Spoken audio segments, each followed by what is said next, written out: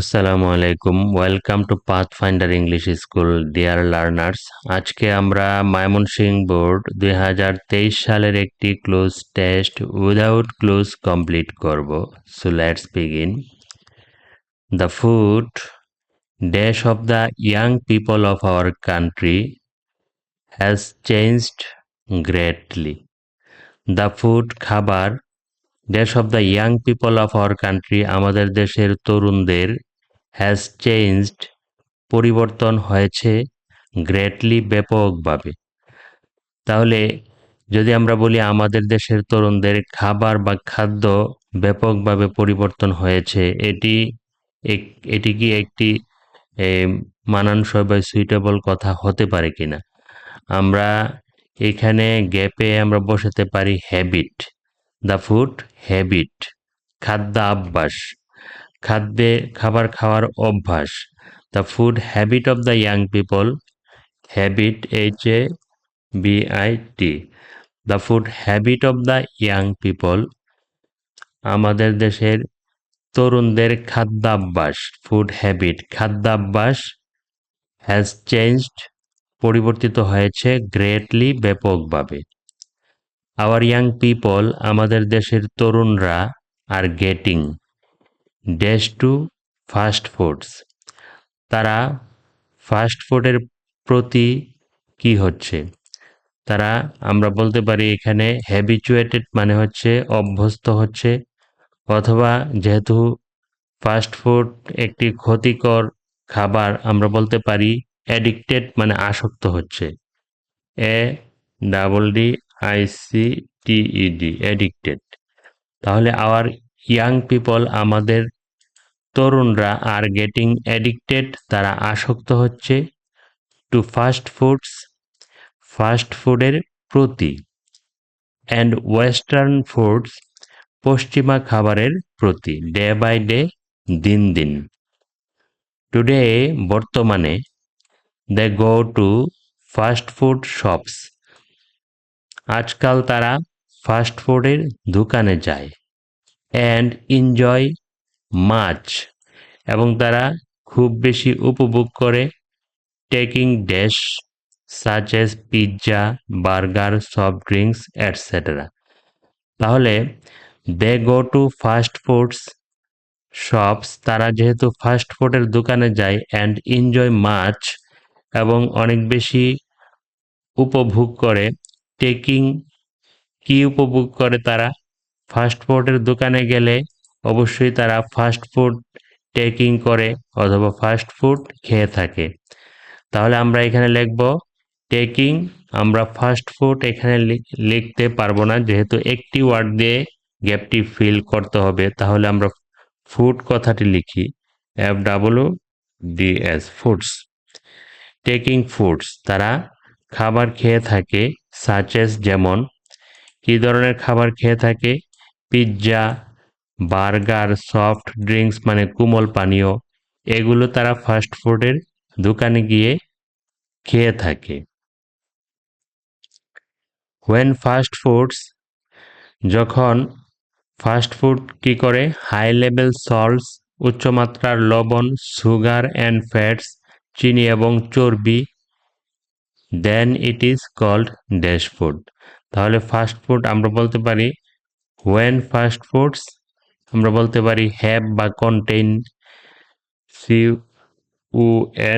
CUNTAIN contain. When fast foods contain, অথবা আমরা বলতে পারি হ্যাভ, HAVE হ্যাভ, যখন ফাস্ট ফুডে থাকে হাই লেভেল সল্টস উচ্চমাত্রার লবণ, সুগার চিনি অ্যান্ড ফ্যাটস চর্বি, then it is called dash food. যেহেতু ফাস্ট ফুড কথাটি আছে, তাহলে ফাস্ট ফুডের একটি বিকল্প নাম আছে, সেটি হচ্ছে জাঙ্ক ফুড, JUNK জাঙ্ক মানে অস্বাস্থ্যকর খাবার। তাহলে যখন হোয়েন ফাস্ট ফুডস কন্টেইন অথবা have high level salt, sugar and fats, যখন ফাস্ট ফুডে থাকে উচ্চমাত্রার লবণ, চিনি এবং চর্বি, দেন ইট ইজ কল্ড, তখন এটিকে বলা হয় ড্যাশ ফুড। তাহলে ফাস্ট ফুডের অপর নাম যেহেতু জাঙ্ক ফুড, এই কারণে আমরা এখানে বসিয়েছি জাঙ্ক ফুড মানে অস্বাস্থ্যকর খাবার। ইট ল্যাক্স, ইট বলতে ফাস্ট ফুডের কথা বলা হয়েছে। ইট ল্যাক্স, এতে এতে অভাব অভাব থাকে ফাইবার ড্যাশ মিনারেলস। আচ্ছা, আমরা জানি যে এই পুষ্টি উপাদান হচ্ছে 6টি: carbohydrate, protein, fat, vitamins, minerals and water. তাহলে ফাইবারও একটি কার্বোহাইড্রেট, মিনারেলস খনিজ লবণ এটি কি পুষ্টি উপাদান। তাহলে এখানে দুটি পুষ্টি উপাদান আছে, ফাইবার ড্যাশ মিনারেলস। তাহলে আমরা আরেকটি গুরুত্বপূর্ণ পুষ্টি উপাদান লিখতে পারি ভিটামিনস, VITAMINS, ভিটামিনস।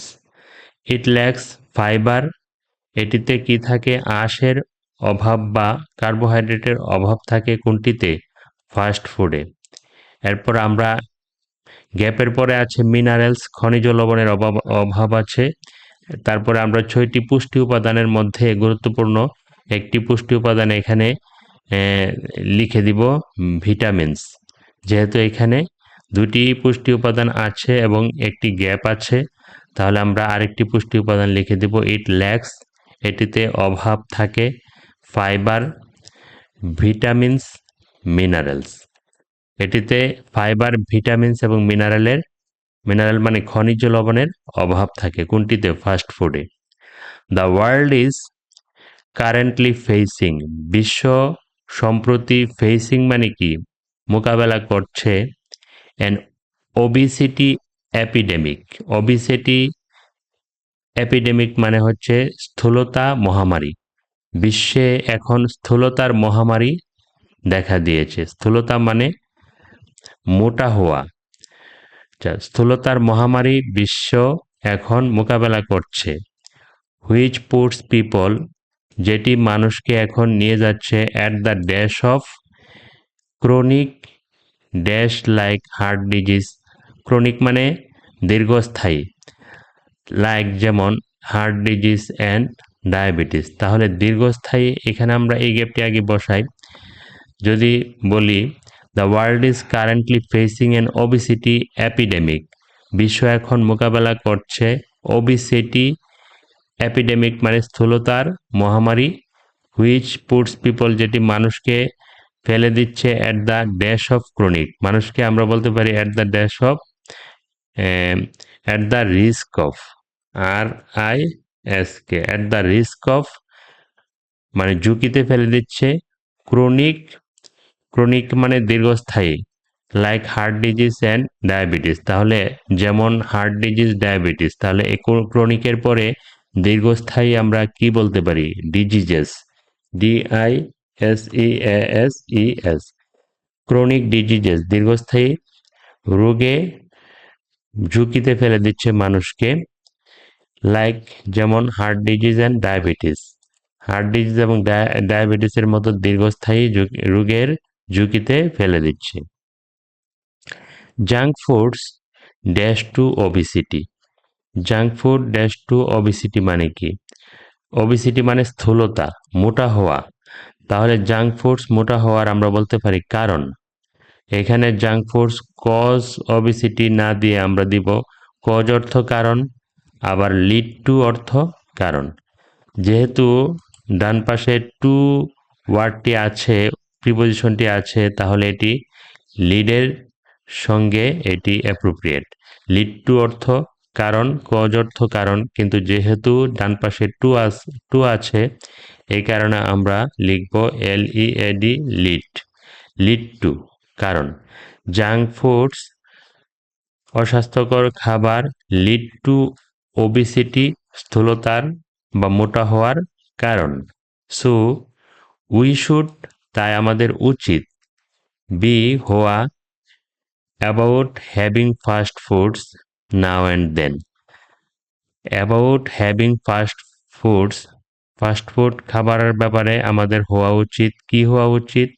অবশ্যই আমরা এখানে লিখব কেয়ারফুল, CAREFUL, কেয়ারফুল অথবা অ্যালার্ট অথবা অ্যাওয়্যার। আচ্ছা, একই কথা। So we should be careful, আমাদের সতর্ক হওয়া উচিত about having fast foods, fast food খাওয়ার ব্যাপারে, নাও অ্যান্ড দেন, মাঝে মাঝে। ডিয়ার লার্নার্স, আমরা এই ফিলিং ইন দ্য গ্যাপস এর যে অ্যান্সারগুলো আমরা পরীক্ষার খাতায় এইভাবে লিখব। এটি হচ্ছে দি কারেক্ট ওয়ে। ভিডিওটি যদি ভালো লাগে please subscribe the channel Pathfinder English school. Thank you very much.